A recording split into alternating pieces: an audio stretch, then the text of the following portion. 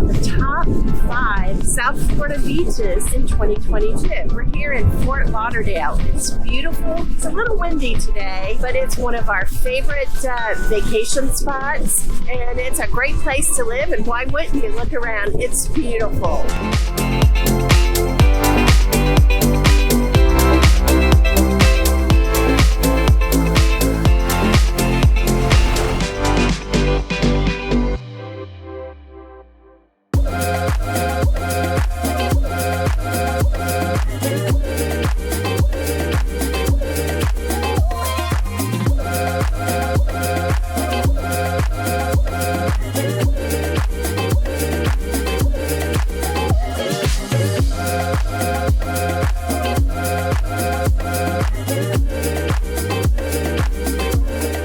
Maybe your thoughts of Fort Lauderdale Beach and Fort Lauderdale area are, maybe they're like most folks. Basically, it's thinking back to when you were in high school or college, and it was one of the great spring break places to kind of hang out. One of the things that is, without a doubt, people come here to South Florida, they visit, they vacation, and they relocate here. Probably one of the main reasons is the beach. Hence why we're doing some of the beach towns today. And if you're here, you got to stop at the Elbow Room. The Elbow Room is famous in Fort Lauderdale. It's one of the oldest bars here in South Florida. It's been around longer than me, and that's a long time. Fort Lauderdale's been a Blue Wave certified beach since 1999. It's a great family beach, certified ecologically cleaner, and they do things to keep the beach in really, really good condition and really, really good shape. And if you come down here and you'll see and walk along the beach, you'll see why. It's a long beach. It's about 5 miles worth of beach, okay? And you can basically get anything you want here to eat, and there's all kinds of entertainment. We've been to all kinds of places down here. Over 33 million people visit Fort Lauderdale every year. With over 4 million people taking cruises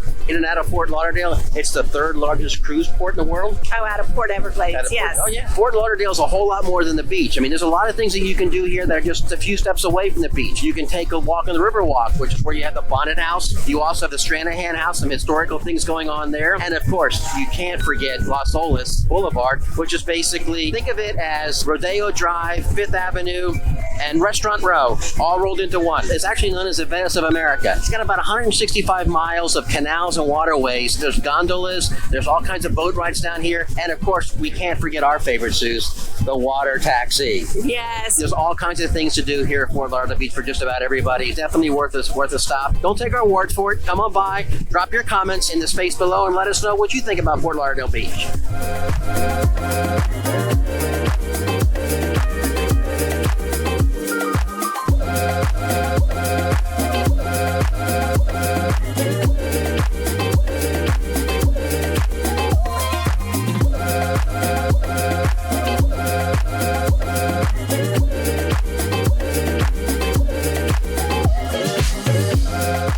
So just a few miles north of Fort Lauderdale, 2.5 miles of beautiful beaches, an iconic pier, lovely ocean vistas is Lauderdale-By-The-Sea. It's a small community that attracts visitors from around the world. Lauderdale-By-The-Sea is known as Florida's beach diving capital. About 100 yards off of the beach where we are now is the first of the 3 reefs natural coral reef system. This basically gives people the ability to swim out there really quick, either scuba or snorkel out there really quick and kind of see what's going on in an actual ocean type habitat. Very, very, very cool. Also, with one of the oldest piers here in South Florida that's open 24 hours, Anglin's Pier attracts fishermen and non-fishermen alike all the time. It's out here, they come out, they check, they fish, they look around, they watch the sunrise. It's awesome. It's an incredible place to kind of see and kind of hang out. There's all kinds of great places to go and eat, to kind of hang out. And also, let's not forget about Friday Night Music Fest. Every Friday night, I think it's from March until probably close to December or January, they basically close off the 2 streets closest to the beach, and the bands come out to play. It's an incredible experience. It's wonderful. Even though Lauderdale-By-The-Sea is a small area, it has a lot for folks to do, or the opportunity to just kind of sit back and relax. And after all, who wouldn't want to hang out here? The motto of the place is relax.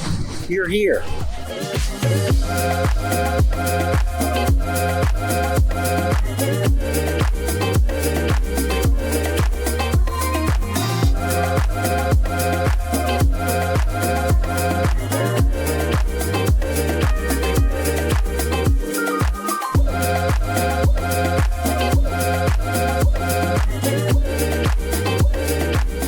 Continuing north on Florida A1A, or Ocean Highway as we call it, our next stop is Pompano Beach, a longtime family favorite South Florida beach town. Having just completed a multi-million-dollar renovation of the entire waterfront area, it's definitely a place to hang. The pier itself is about 900 feet long, and it's shaped kind of like a pompano, hence the name Pompano Beach. Folks come out here to fish, come out here to look around, to watch them, see what's going on. It's a family favorite, has been for a long, long time. The beach is open 365 days a year, and they actually have lifeguards. Pompano Beach is kind of like a barrier island. And for those of you who don't know what a barrier island is, it's basically an island of water that is separated on all four sides, but it's kind of put in between two big bodies of water. In this case, it's the Atlantic Ocean to our east, and the Intercoastal Waterway to our west gives a nice tropical feel, kind of separation away from everything. Really, really nice long boardwalk that folks can go walk along. One of the unique things about Pompano Beach, all along the boardwalk area, there's all kinds of places where you can stop, do a picnic, there's exercise stations, there's rest areas. You can stop at either Lucky Fish, which is one of the casual dining places here. You can go to Oceanic, which is one of the finer dining places right here on the beach. One of the other things is kind of large sidewalks and a very pedestrian-friendly setup. It makes walking around a piece of cake.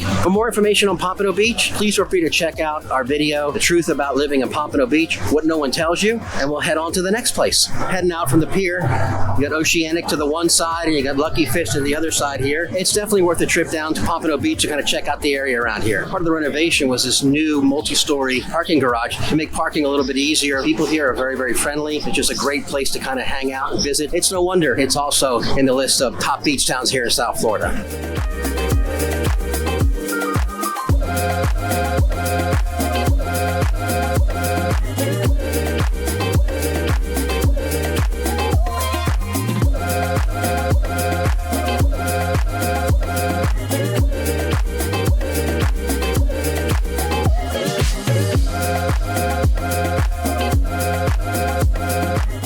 Continuing north on A1A after Pompano Beach is Deerfield Beach, which, like Pompano Beach, has both beach in its name and beach as its location. Deerfield Beach is also a barrier island. It's about 5 miles. It is also, like Fort Lauderdale Beach, it's one of the Blue Way certified beaches. You can see with the kids hanging out here, it also, like Pompano Beach, is a very, very big family beach. So you have this beautiful, broad boardwalk. That's about a mile long, and all along it they have lifeguard stations, and they have places where folks can stop, and they can exercise, and they can work out, and they can have little picnics.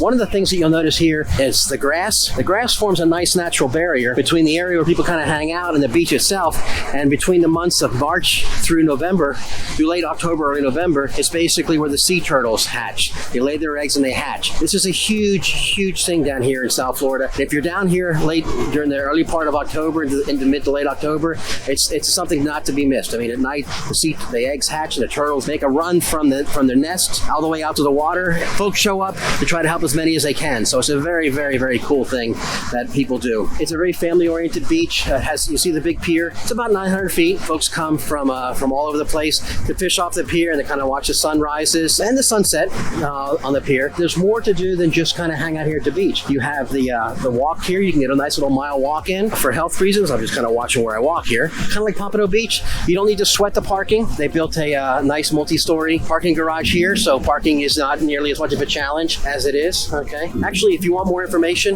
on both Pompano Beach and Deerfield Beach, you can check out our video, Living in Pompano Beach, Florida versus Deerfield Beach, which is better for you. Check it out. Get information on both of them. Again, families are kind of hanging out here, and it's a wonderful time.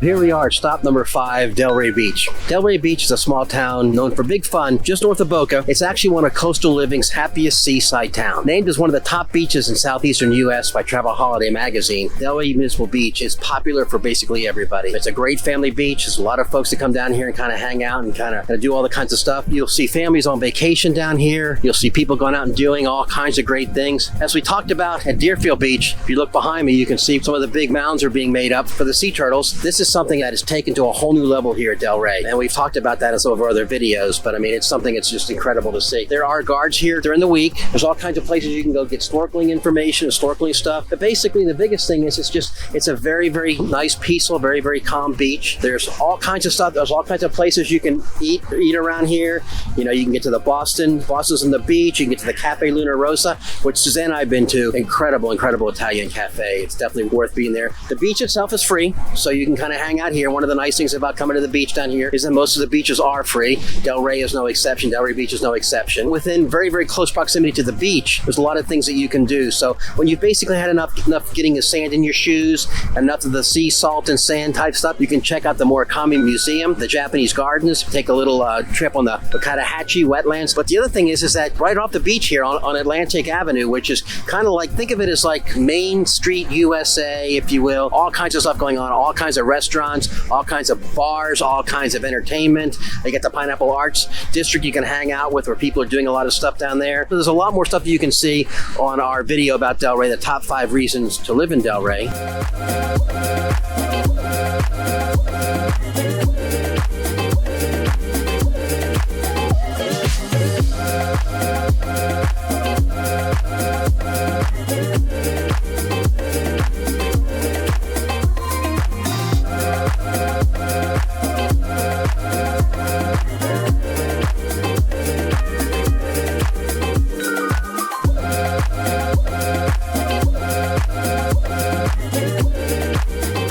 And while these choices are in no way, shape, or form set in stone, okay, these are just basically beaches that kind of hit the people's list that we've talked to, our clients, our friends, some of the things that we visited ourselves.